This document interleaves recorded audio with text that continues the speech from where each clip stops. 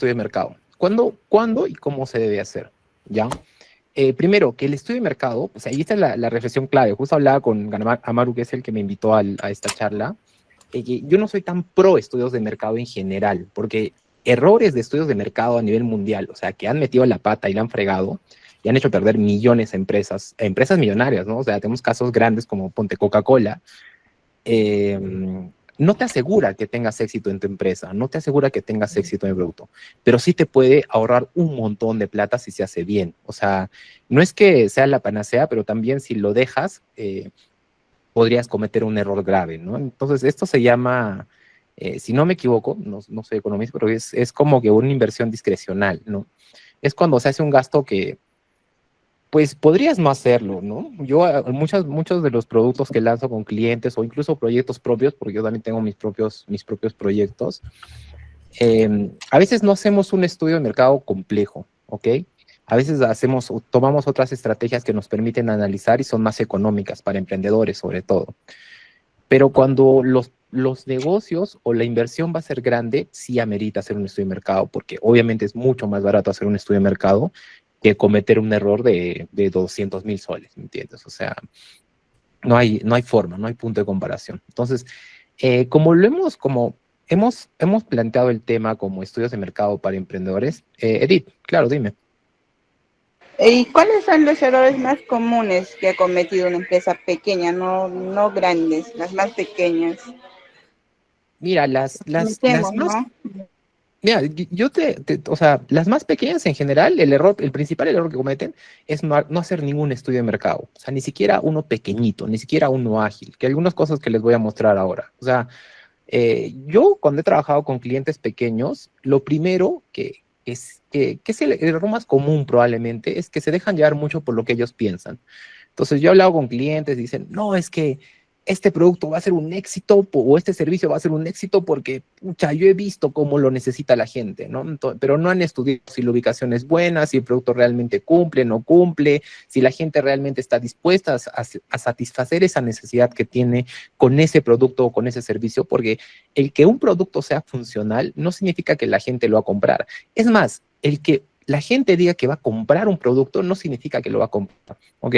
En economía hay un concepto que la economía evolucionó cuando hay un psicólogo, yo soy psicólogo, y hay un psicólogo que ganó un premio de Nobel de Economía, que es Kahneman. Entonces, Kahneman eh, hace un estudio justamente de cómo funciona el cerebro de las personas en torno a la economía, y de ahí nace la economía conductual.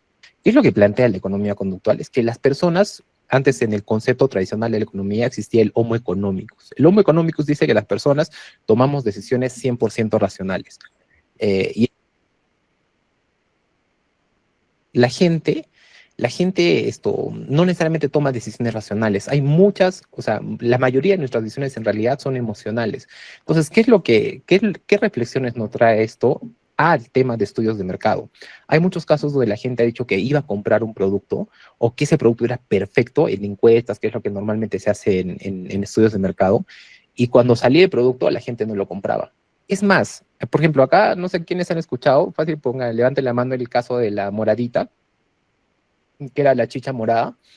Si no lo han escuchado, estudien este caso. Es uno de los casos más importantes en el tema peruano, en el Perú. Entonces, lanzaron esta moradita que supuestamente era una chicha morada envasada, que supuestamente iba a ser, se hizo un estudio de mercado para esto. Se cometieron varios errores, ¿no? Ahora hubo un caso de estudio para las personas. Se cometieron varios errores, pero mucha gente dijo que sí. O sea, al final los estudios salieron en que sí, la gente lo iba a comprar. El sabor, no sé, bueno, en el sabor hay un tema de discusiones, ¿no? Ya son subjetividades, pero al final la cosa es que no la compró. La gente dijo que lo iba a comprar. A mucha gente dentro de los estudios de mercado, dentro del focus group, les gustó, dijeron que lo iban a comprar, al final nunca lo compraron. Ahora ustedes dicen, no, es que seguro no lo han hecho bien, ¿ok? Hay un caso muy similar que es el de Coca-Cola. O sea, ya no estamos hablando de la moradita acá a nivel Perú, que lanzó algo para un país pequeño, ¿no? O sea, Coca-Cola, como Coca-Cola, después de casi 100 años, decidió cambiar su fórmula. Coca-Cola nunca ha cambiado su fórmula. O sea, ha hecho modificaciones súper ligeras probablemente, pero nunca ha cambiado su fórmula. Entonces, ¿qué es lo que pasó? Coca-Cola decidió cambiar su fórmula a raíz de que Pepsi hizo unas campañas en las que, no sé si han visto esas campañas de Pepsi que decían, de estas pruebas a ciegos, o sea, te tapaban los ojos y te decían cuál es más rica. Y la verdad es que en esas pruebas la gente decía, Pepsi es más rica, ¿no? La gente tomaba Pepsi y los de Coca-Cola estaban asados, los de Pepsi estaban felices. Al final la gente seguía comprando Coca-Cola, aunque con los ojos cerrados decían que Pepsi era más rica, porque la gente no compra Coca-Cola porque sea rica, la gente compra Coca-Cola porque tiene una conexión emocional con Coca-Cola, ¿ok? Es un tema de nostalgia. Entonces, ¿qué es lo que pasa? Y es un tema de contexto también, o sea, el Coca-Cola ya es un símbolo social, ¿ok? ¿Y qué es lo que pasó? Coca-Cola decidió, hizo un estudio, creo que hicieron una investigación súper, súper grande a nivel del planeta, o sea, hicieron una investigación para cambiar, porque Coca-Cola se vende, Coca-Cola tiene más sedes que el Banco Mundial, o sea, en los 190 y 180 y tantos países que hay, los que estoy más o menos, están 180, 190 por ahí. Coca-Cola está en casi todos, ¿ok?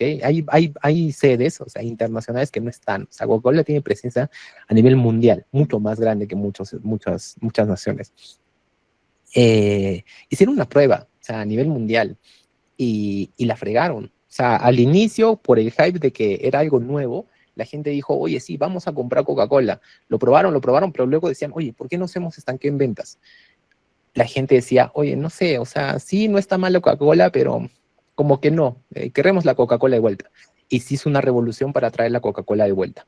Al final en el estudio dijo, salía que la Coca-Cola era más rica, ¿ok? Y ahí hay un tema, o sea, cuando un producto se lanza, no solo debe satisfacer una necesidad a nivel funcional, no solo tiene que servir para lo que se ha diseñado que sirva. Hay que hacer un análisis psicológico y antropológico para ver cuál va a ser su significado dentro de la sociedad, ¿ok? Y eso no es que es que complejo, entonces tenemos que hacer un estudio. No, es simplemente por eso es que muchas veces se contrata a gente de marketing de la zona, porque entienden mejor la cultura, cómo se mueve esa zona. Aunque sea el experto más renombrado a nivel mundial, si no conoce la cultura de la zona, va a cometer errores garrafales, ¿ok? Teóricamente puede ser un experto, técnicamente puede ser un experto, pero a nivel cultural no entiende cómo funciona esa localidad, pues se la va a fregar, ¿ok?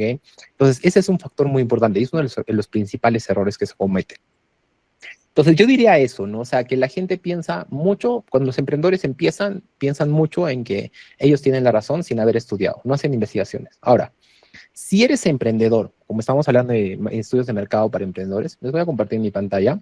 Una de las primeras cosas que yo hago siempre es ver tendencias, o sea, deben conocer las tendencias, o sea, hay cosas, datos que les pueden servir a ustedes y están al alcance de 2, 3 clics, ¿me entiendes? No tienes que hacer una inversión súper grande. Denme un minuto, acá estamos. No tienes que hacer una súper inversión. ¿Es que ven mi pantalla? Sí, perfecto. Entonces, por ejemplo, una de las páginas que yo visito cuando quiero lanzar un nuevo producto, un nuevo servicio, o yo trabajar con algún cliente, es Google Trend. Se los voy a pasar por acá por los comentarios. Ok, hay un comentario acá que dice, la mayoría de las personas solemos mentir para no decir sentir mal a otras personas. Sí, mira, incluso las pruebas, las encuestas están diseñadas para la gente que miente. Cuando tú diseñas un instrumento de evaluación, esto obviamente, si, yo lo aprendí por mi formación en psicología, pero no tienen que saberlo, trabajen con estadistas o con personas que diseñan instrumentos, pero hay preguntas que funcionan para justamente saber si las personas están mintiendo. Por ejemplo, te hacen una repregunta. En la pregunta número 1 te preguntan algo, tú dices que sí, y luego la misma pregunta, pues, puesta de otra forma, se pregunta en la pregunta número 7 o 15 o 20. Y tú si vuelves a decir que sí, entonces pues no has mentido dentro de esa prueba, ¿no? Pero si en esa siguiente pregunta dices que no, pues has mentido, ¿no? Hay formas de ver que la gente no mienta, que diga la verdad, que sea consistente en sus respuestas, pero incluso así se pueden cometer errores, ¿ok? Incluso así, porque no solo basta con que la gente diga que lo va a comprar, hay que ver cuál es su reacción. Por ejemplo, ahí agarró mucho peso el tema de neuromarketing, ¿no? Es como que se empezó a sonar como una moda y se prometió más de lo que realmente hace, porque es uno de los factores, no es que reemplace al marketing, como lo promueven gente como Jürgen Klarik, ¿no? O sea, está bien escucharlo todo, pero no tiene una posición teórica realmente en el tema, ¿no? Es más conocido, más popular.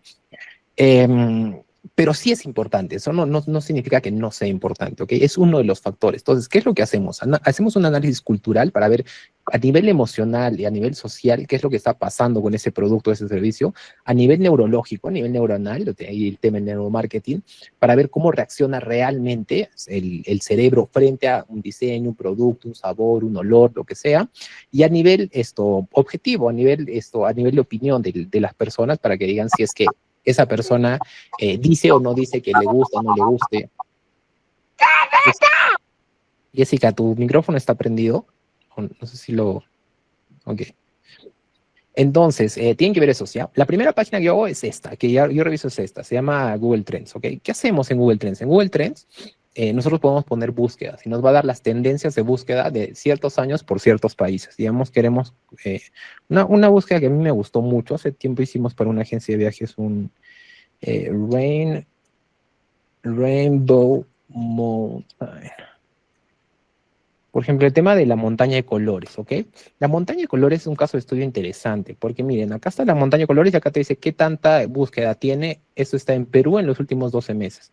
Pero yo quiero ver algo en todo el mundo y no lo quiero en los últimos 12 meses, lo quiero desde el 2004, que está recopilando información, hasta hoy. Entonces, ven la curva, mira, desde el 2004 había una búsqueda de Rainbow Mountain, Perú vamos a poner mejor para no equivocarnos, porque hay otros Rainbow Mountain, ¿no? No es solo en Perú. Ok, mira, desde el 2004 nadie conocía la montaña de colores. Rainbow Mountain es la montaña de colores como se conoce la montaña de colores, ¿no? En Cusco. Entonces, miren, ¿qué es lo que pasa acá? Acá en el 2015 se empieza a hacer popular, y agarró su pico acá en el 2017, 2018, fue el máximo de búsquedas, ¿no? Acá en el 2017. Luego bajó, luego volvió a tener otro pico, luego la pandemia, luego tuvo otro pico y ahora está como que en una tendencia que está subiendo, pero está ahí. No está como estaba entre el 2016 y entre el 2020, ¿ok? Entonces, ¿qué es lo que me dice esto? Dices, oye, yo quiero hacer una agencia de viajes y quiero saber si la montaña de colores va a ser mi producto estrella. Entonces, pucha, o sea, voy a comparar la montaña de colores ya no nos pongamos con Machu Picchu, porque Machu Picchu obviamente le va a ganar, o no sé, lo más probable es que sí, pero digamos Choquequirao, ¿ok? Entonces vamos a hacer una comparación. Entonces yo puedo ver términos mira, Choquequirao incluso era conocido a nivel mundial antes que la montaña de colores. ¿Ok? Entonces, mira, se ha mantenido constante. Entonces, Choquequirao es un mercado más estable. Es más pequeño que la montaña de colores, pero es más estable. Entonces, podría ser interesante lanzar un producto ahí. Entonces, acá ustedes pueden. You're presenting, ya, acá ustedes pueden hacer evaluaciones de cómo está la tendencia del uso de ese servicio, de ese producto, ¿ok? Entonces, esta es una de las páginas que a mí me gusta mucho y es las primeras que reviso. Luego, Exploiting Topics es otra de las páginas que reviso. ¿Ok? Esas son las cosas como que lo que les decía, que el estudio de mercado ágil, así que deberían hacer para cualquier servicio, que son abrir 5 o 6 páginas y ya te haces una idea de cómo está funcionando eso, ¿ok? No haces todo el proceso. Pero esto no va, obviamente, si vas a hacer una inversión mayor, pues no te puedes confiar solo en esto, ¿no? Y obviamente estas cosas funcionan, por ejemplo, si vas a lanzar cosas, o sea, para entender cómo funcionan grupos grandes, si vas a lanzar algo en tu localidad o algo pequeño, pues tienes que hacer, uno, no es que tengas que hacerlo, o sea, deberías hacer un estudio de mercado en esa zona, pero también te va a salir más barato hacerlo en esa zona, ¿no? Para que entiendas mejor qué es lo que está pasando. Pues otra página que yo visito es esta, que se llama Exploiting Topics. Exploiting Topics, mi internet está fallando, no sé si es eso o es Plugin Top está lento, porque en YouTube no me entraba, pero la página, el Meet sí entraba, ok. Pero acá se los dejo igual para que lo chequen después ustedes. Y Plugin Topics lo que nos da es al revés, ya no es lo que tú buscas, o sea, tú no buscas qué es lo que está funcionando, sino Plugin Topics te muestra qué está haciendo tendencia en ese momento, ¿no? ¿Cuáles son los mercados? Entonces, para los que tengan o quieran hacer nuevas inversiones o estén trabajando con alguna empresa o un proyecto que quiera hacer una nueva inversión, pues por ahí pueden ver en qué podrían invertir, ¿no? O sea, qué se está moviendo, el producto o el servicio que está funcionando o que esté en tendencia en este momento. Obviamente esto también ya lo pueden hacer en TikTok, que es una buena métrica, ¿no? Otra cosa que me gusta usar es Keyword Planner de Google. Planner de Google Ads, ¿ok? ¿Qué es lo que me da Keyword Planner de Google Ads? Es que con Keyword puedo hacer algo similar a Google Trends, ¿ok? Pero en el Keyword Planner de Google Ads puedo hacer búsquedas más específicas y buscar por zonas, qué es lo que qué es lo que está sucediendo. Vamos a continuar con lo de Choquequirao y Rainbow Mountain, ¿ok? Entonces, por ejemplo, yo me voy acá. ¿Dónde está mi Keyword Planner? Acá en herramientas tengo mi plan, plan, plan, plan, plan. Keyword Planner, ¿ok? Keyword Planner es una herramienta que tú le pones palabras que quieres que busque y te va a decir, oye, ¿cuál es el volumen que está manejando que están manejando esas palabras? Entonces, por ejemplo, yo quiero ver Choquequirao, ¿ok? Voy a hacer mi agencia, quiero ver si Choquequirao está potencial y más o menos puedo hacer una evaluación de cuál es el tamaño de mi mercado, ¿ok? Para ver si ese negocio es rentable o no es rentable. Entonces, mira, yo estoy en Perú en todas las lenguas, pero no quiero solo Perú, digamos, mi mercado principal va a ser Francia. Ahora, no sé si en Francia lo conozcan como Choquequirao, esperemos que sí, pero mira, en Francia yo puedo ver que Choquequirao como palabra tiene 1.000 a 10.000 búsquedas mensuales, ha crecido en 900% en los últimos meses. Eh, y esto es algo también interesante. Acá puedo ver el costo de lo que me costaría a mí obtener clics en enlaces para hacer una estrategia de Google Ads. ¿Ok?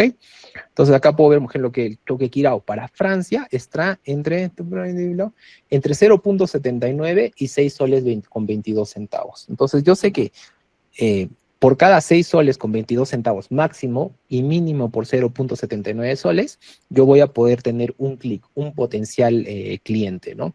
Entonces yo después obviamente tengo que calcular cuál es mi costo de adquisición de cliente para saber si eso es rentable, no es rentable, cuánto van a costar mis servicios y todo, pero ya me hago un mapa, digo, oye, 1.000 a 10.000 personas para mí como agencia, digamos, para atender, no está nada mal, ¿no? Entonces hay que ver, por ejemplo, eso pueden comparar con otros datos de Turismo In para decir cuántos franceses vienen a Perú. Entonces digo, ya, si hago a Francia y a Perú vienen franceses, no sé, a raíz de 100 por día, entonces digo, ya, 100 por día, tantos buscan, entonces tantos están viniendo, estos podrían ir a Choquequirao porque les interesa. Entonces hago más o menos trato de cuadrar los números para darme una idea de si ese mercado es potencial o no es potencial.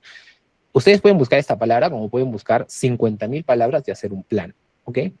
Una vez que yo tengo ya una idea clara de esto, una tercera cosa que hago es entro a esa página que se llama Oversuggest, ¿ok? Oversuggest lo que nos da es una revisión de la competencia. Ahí está el internet para todos docentes, el mío también está así. Sí, está complicado hoy día, no sé qué ha pasado. Justo estaba súper bien, ¿no? Estaba trabajando ahí y justo a las 7 se empezó a laguear todo. Entonces, Ubersuggest lo que hace es una revisión de la competencia. Entonces, por ejemplo, vamos a ver. Entonces, yo tengo un cliente que tiene esta página, Perú Top Experience se llama, ¿ok? Que es una agencia de viajes. Entonces, yo puedo poner el sitio web de mi competencia o de quien yo quiera hacer un seguimiento. Voy a poner en Spanish, digamos en Perú, no, pero acá me interesa, digamos, English, Estados Unidos. ¿Ok? Por si acaso yo no trabajo en la web, la estrategia de SEO de este cliente, por eso imagino que, porque vamos a ver cómo está su página, pero igual, si está mal, no es mi responsabilidad, y si está muy bien, no es tampoco mi trabajo. Así que es un trabajo no recuerdo el especialista que trabaja el tema de SEO para la agencia. Pero acá ustedes pueden hacer una evaluación de cómo está la competencia, ¿no? Ustedes ponen las páginas, los sitios web de toda su competencia y van a ver cómo está su competencia. Entonces pueden ver que orgánicamente tiene un puntaje de 29 de 100, que es bajo, pero está súper bien. Tiene estos keywords que son, o sea, que son palabras que se están rankeando en Google, que tienen 218 palabras, un número de 13 en autoridad de dominio, ¿ok? Tiene backlinks no follow, 4.477, ¿no? O sea, personas que están direccionando de sus páginas a esta página. Y ustedes se pueden hacer una idea y dicen, ¿qué le está funcionando a esta agencia? Entonces ustedes van y dicen, ah, mira, tiene su página principal, entonces por un tema de marca la gente está entrando directamente a esa página. ¿Qué más está funcionando? Dice, 10 great facts about the salt flats of Uyuni. Entonces mira, por ejemplo, un artículo que tienen de Uyuni, del salar de Uyuni, si no me equivoco, es uno de los que les está funcionando mejor como artículo. Entonces, ahí se hacen una idea para ver más o menos, oye, ¿qué le está funcionando a esa agencia? Y más o menos qué estrategia ustedes van a utilizar. ¿Okay? Y mire, todos estos son absolutamente gratuitos. Mira, Read about your top experience. No, no es ese. Salario de Uyuni es este. Mira. 3 grandes hechos acerca del Salario de Uyuni en Bolivia. Bla, bla, bla, bla, bla, bla, bla, bla, bla, bla, bla. Este artículo es uno de los que más se está jalando. Entonces ya se hacen una idea de qué le está funcionando, qué no le está funcionando, y con eso ya pueden empezar su estrategia, ¿no? Entonces, después de esto, lo que yo les recomiendo a mis clientes es que hagan un análisis de, oye, ¿qué? Esto obviamente ya empiezan a trabajarlo, no solo ustedes, o sea, lo hacen con la persona que va a trabajar el tema de operaciones y con la persona que va a trabajar el tema administrativo, ¿no? O sea, toda empresa debe tener como un núcleo mínimo 3 personas, ¿no? O sea, la persona que ve todo el tema comercial, el de ventas, la persona que ve todo el tema administrativo, que va a encargarse de que la empresa funcione y no se vaya al hondo, ¿no? O sea, no se destruya. Y la tercera es que va a haber todo el tema de operaciones, que la empresa pueda cumplir con la promesa que los de comercial están haciendo. O sea, esa es más o menos la estructura básica de una empresa. Entonces, una vez que tienen eso, con esas 3 personas tienen que ver qué están en la capacidad de producir. Product Market Fit. Y tienen que buscar esto, ¿ok? El Product Market Fit. Vamos a ver, pero más opciones. ¿Qué es el Product Market Fit? Es cuando el producto que ustedes están desarrollando encaja en el mercado, en la demanda del consumidor, ¿ok? Esto normalmente se consigue en el 1 a 3 años de vida de una empresa. ¿Okay? La empresa primero lanza un producto, ve qué tal está funcionando, no está funcionando, y luego ese producto empieza a funcionar. Si empieza a funcionar, la gente lo demanda, ya tiene un fit, ya tiene un encaje, es un Product Market Fit, ¿ok? Hay varios fits que debe tener una empresa, pero lo que nos compete ahora es un Product Market Fit, ¿ok? ¿Qué es lo que pasa ahí al inicio? Entonces, ¿qué es lo que hacemos? Vemos qué podemos producir. Ya hemos visto más o menos que hay potencial en ese servicio o producto que se está lanzando. Vemos si lo podemos producir o no, si estamos en la capacidad de organizar ese tour a Choquequirao o no estamos en la capacidad. Entonces, una vez que tenemos la capacidad de organizar ese tour a Choquequirao, evaluamos cuáles son los clientes a los que queremos llegar, ¿ok? Entonces, cuando lanzamos una estrategia, no vamos a todo el mundo. Eso es súper importante entender. O sea, no todo el mundo es nuestro cliente. Normalmente, o lo ideal, es que identifiquemos al cliente más específico posible que el mercado pueda soportar. Porque obviamente tampoco especializarse tanto. O sea, tenemos que ver en qué momento se encuentra el mercado para ese cliente, ¿no? O sea, el público para ese cliente. Entonces, vemos el público más específico posible y ahí armamos nuestra estrategia para llegar a ese público, ¿no? Entonces, ahí tenemos que ver bueno, eso ya no viene al tema de estudios de mercado, pero de ahí una vez que tienen eso, evalúan cuál es el cliente ideal, tienen que conocer a su cliente ideal, ahí hacen su buyer persona para conocer a su cliente ideal, papá, todo chévere. Después de que hacen su buyer persona, hacen su Customer Journey Map, que es el mapa de puntos de contacto del cliente para saber, oye, ¿en qué momentos yo voy a comunicarme con ese cliente? Allá. Primero, me escribe en mi sitio web. Segundo, me hace una llamada. Tercero, me hace una segunda llamada. Cuarto, me envía un correo. Quinto, me paga. O sea, ¿cuáles son los puntos de contacto que voy a tener con ese cliente?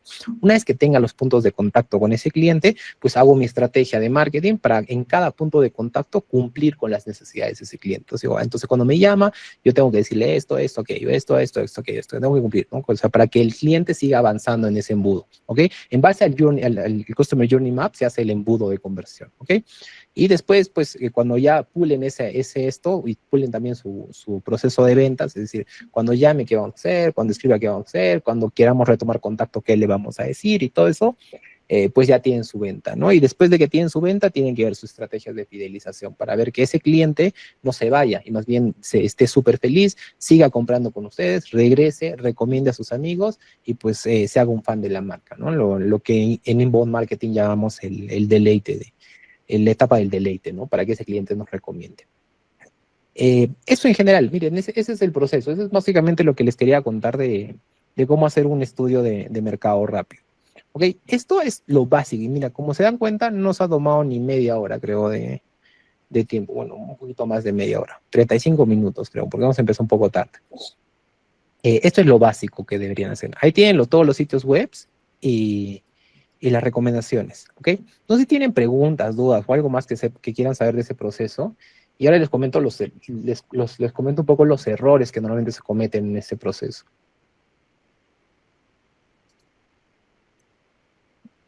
Perdón, mi parlante lo había apagado. Ahora sí, los escucho. No sé si alguien tiene dudas, consultas.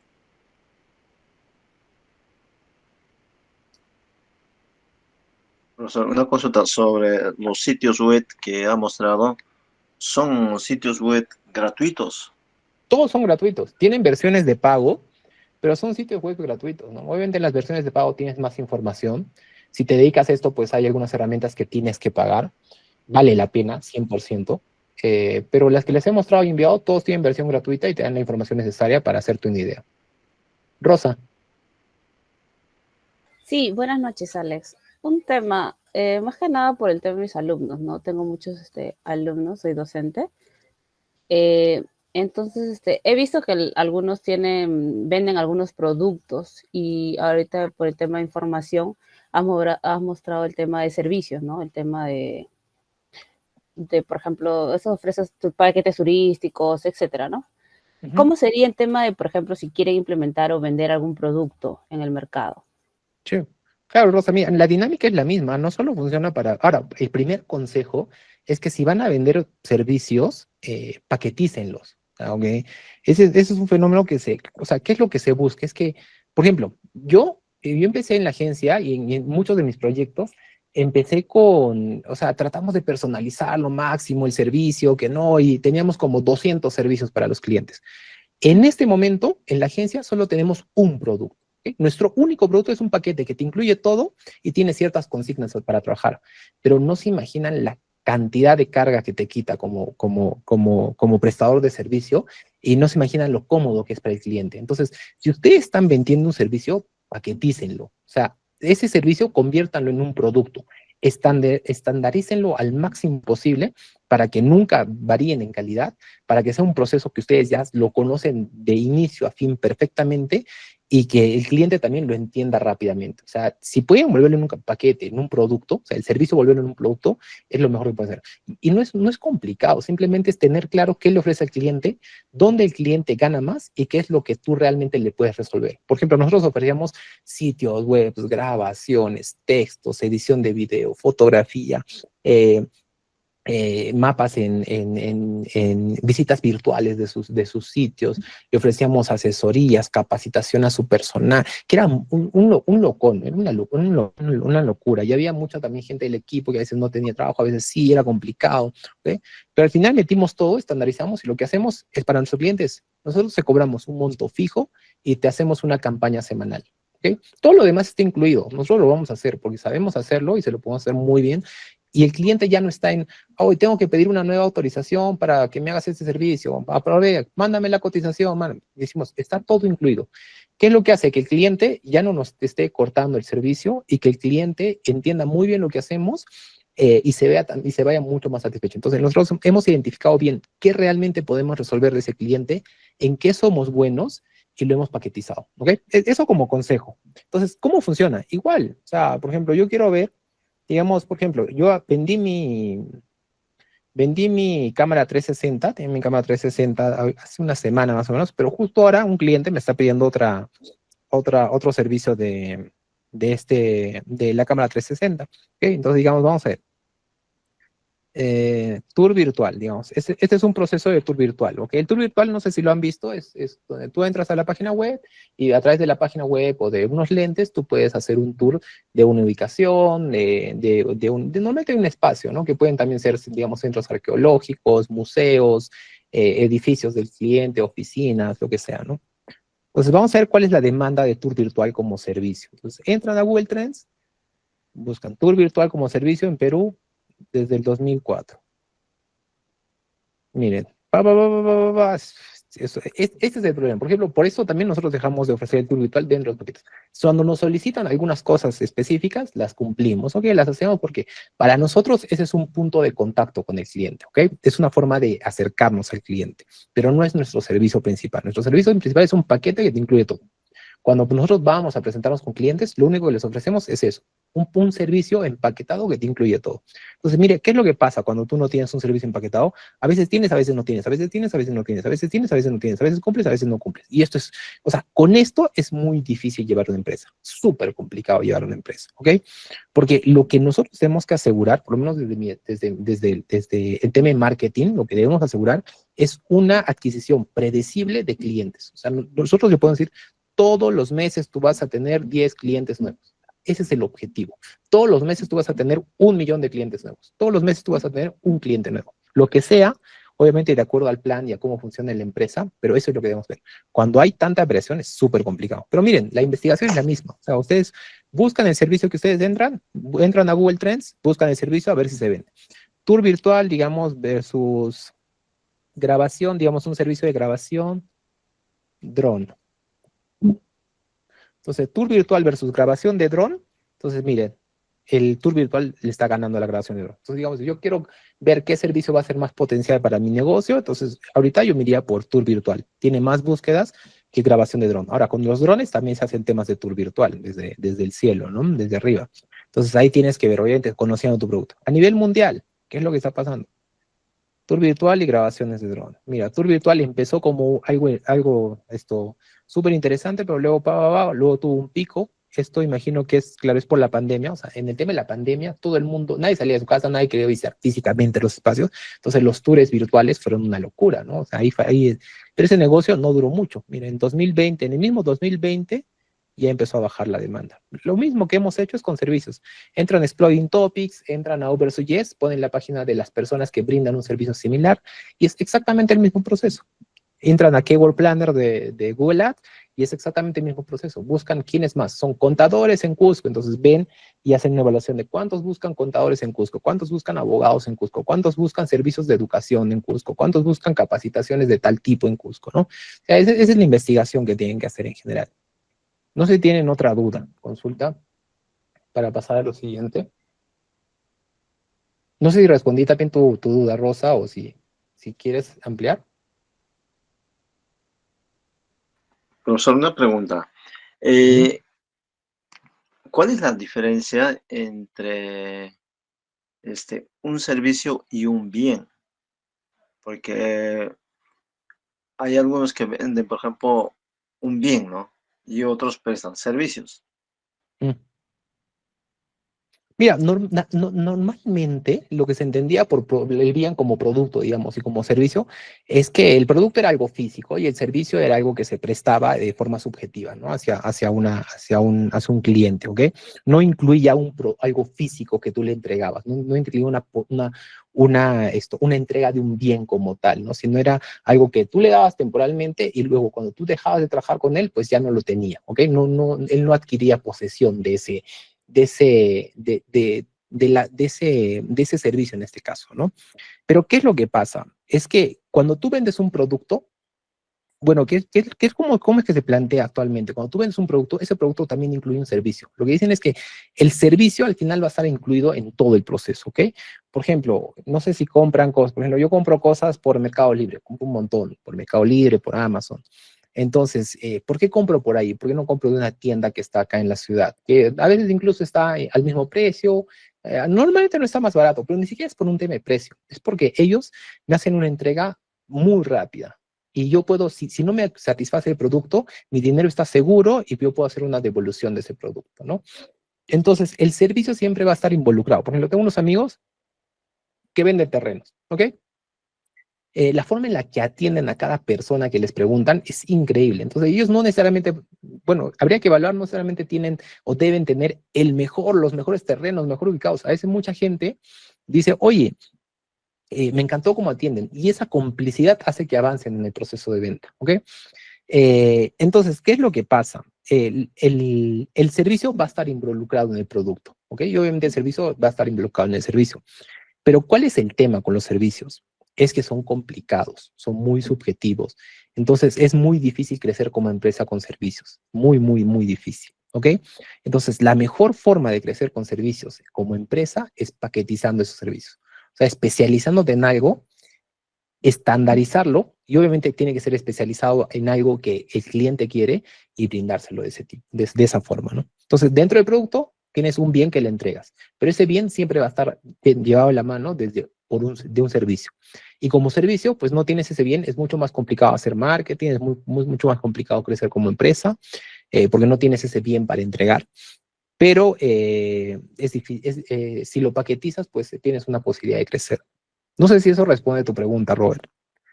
Lo que me preguntas es el bien y el servicio. El bien es que le entregas algo, y el servicio es algo que no le entregas, sino se lo das Se entiende, temporalmente. profesor. Sí, se Pero entiende, profesor. depende de la persona que lo entrega.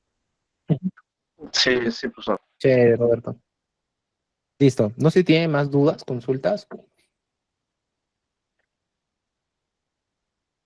Esa es otra cosa que yo estoy evaluando. Estos son los problemas principalmente que se cometen, ¿no? Que uno de los principales problemas es esto que les comentaba, es que la gente muchos piensan que hacer un estudio de mercado es hacer encuestas. Un estudio de mercado no es solo hacer encuestas. Hacer encuestas es una de las partes del estudio de mercado.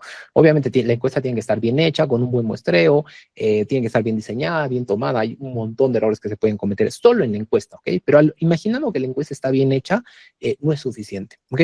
Una encuesta nos va a dar los datos de lo que dicen las personas, ¿ok? Y como sabemos, ya las personas nos pueden mentir, no necesariamente todas, se puede controlar eso desde el mismo diseño de instrumento, pero puede pasar. Lo segundo es que tienen que ver los datos de campo observacionales. Una cosa es lo que la gente dice que hace y otra cosa es lo que la gente realmente hace. Entonces ahí tienen que hacer una observación de campo, salir y ver si la gente realmente está tomando agua todos los días. Tú dices, no, yo trato de comer sano, y tú revisas su dieta y no comen pues sano, nada, ¿me entiendes?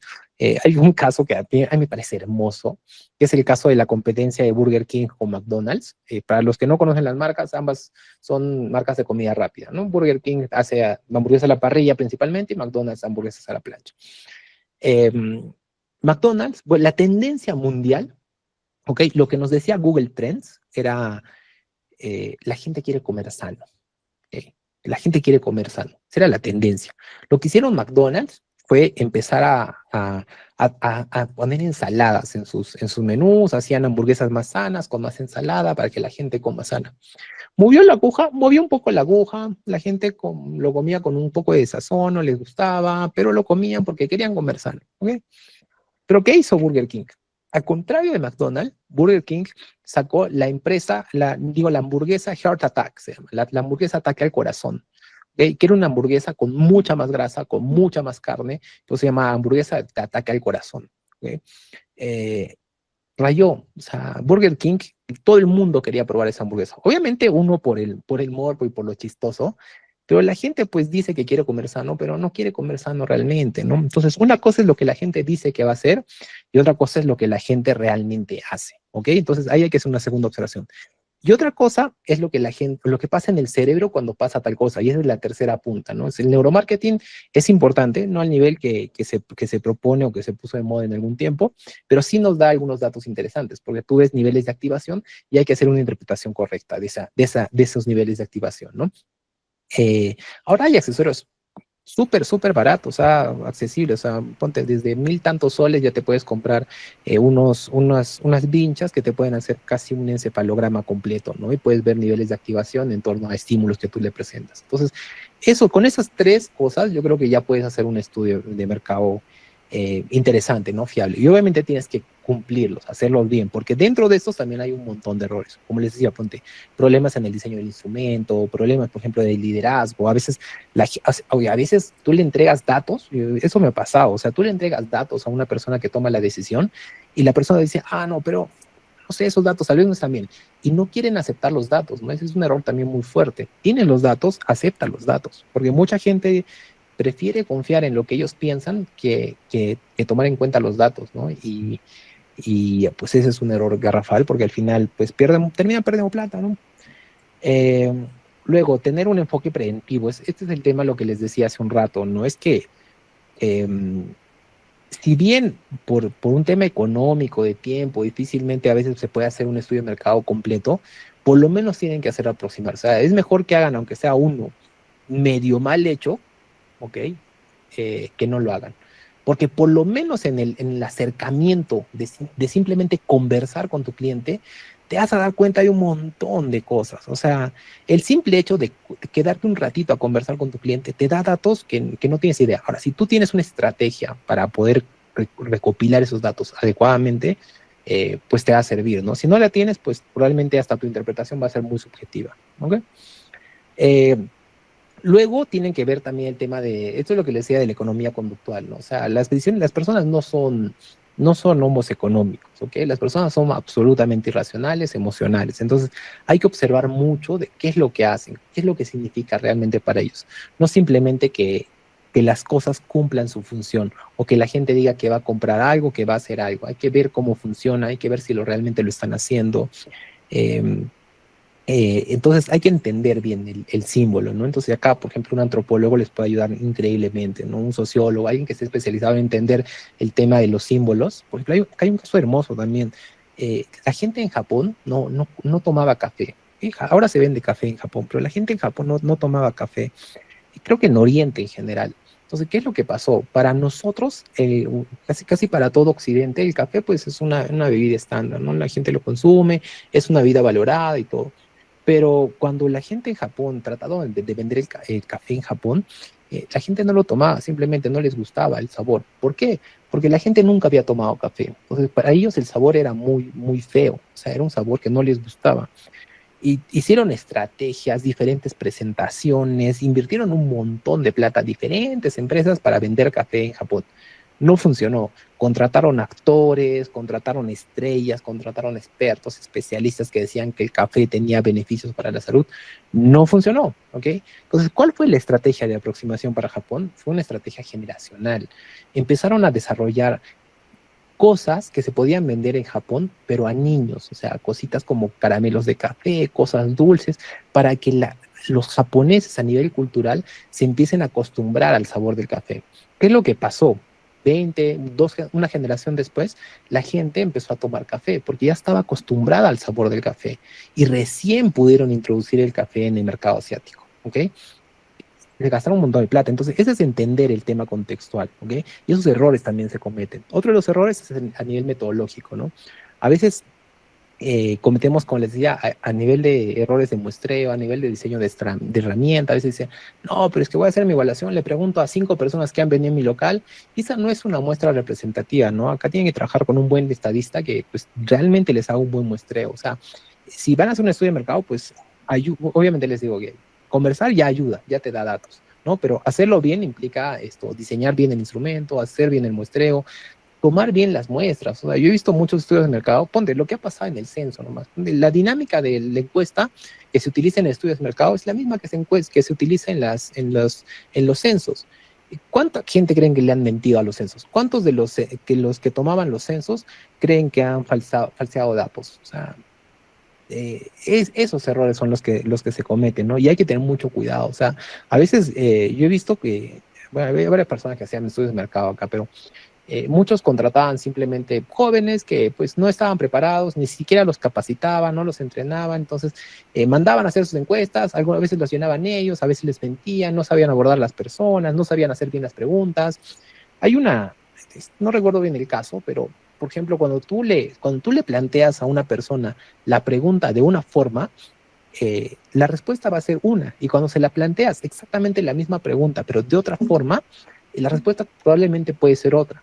Incluso cuando tú le planteas a una persona una pregunta en un orden diferente, la respuesta va a ser diferente. Entonces, hay muchos errores que se pueden cometer y hay que trabajar bien a nivel metodológico, ¿ok? Después, lo quinto es estos errores que les comentaba de liderazgo. O sea, no siempre el que tú tengas datos va a hacer que los datos se tomen en cuenta para el diseño de los productos o de los servicios, ¿ok?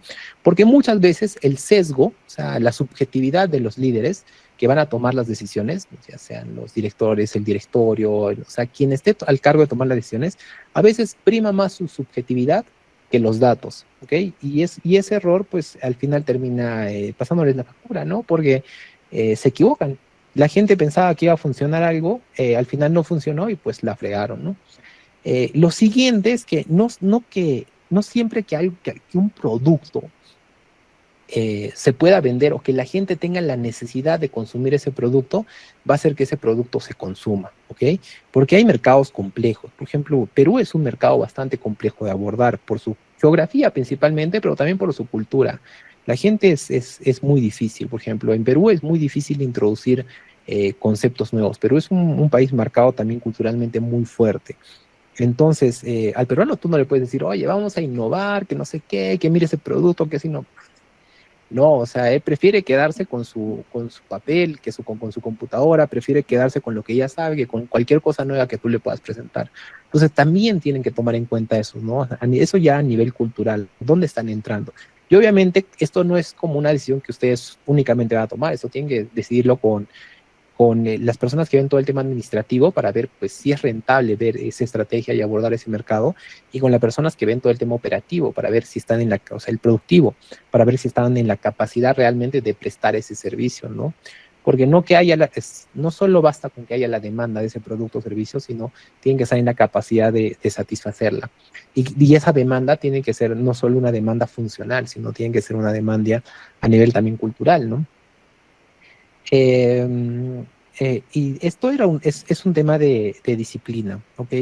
¿Qué es lo que pasa? A veces, no, esto a veces depende mucho más del dinero que tengan los proyectos, ¿no? Porque a veces, pues, por cuestiones de dinero, pues, te saltas algunas etapas, ¿no? Porque no te alcanzó el dinero para contratar la cantidad de contadores que querías contratar, no te alcanzó el dinero para hacer las pruebas de neuromarketing, no te alcanzó el dinero para hacer las evaluaciones o las observaciones de campo. Entonces te saltas algunas etapas, pero ¿qué es lo que pasa? Si tienes etapas vas a tener información incompleta y a veces eso puede conllevar a errores, ¿ok?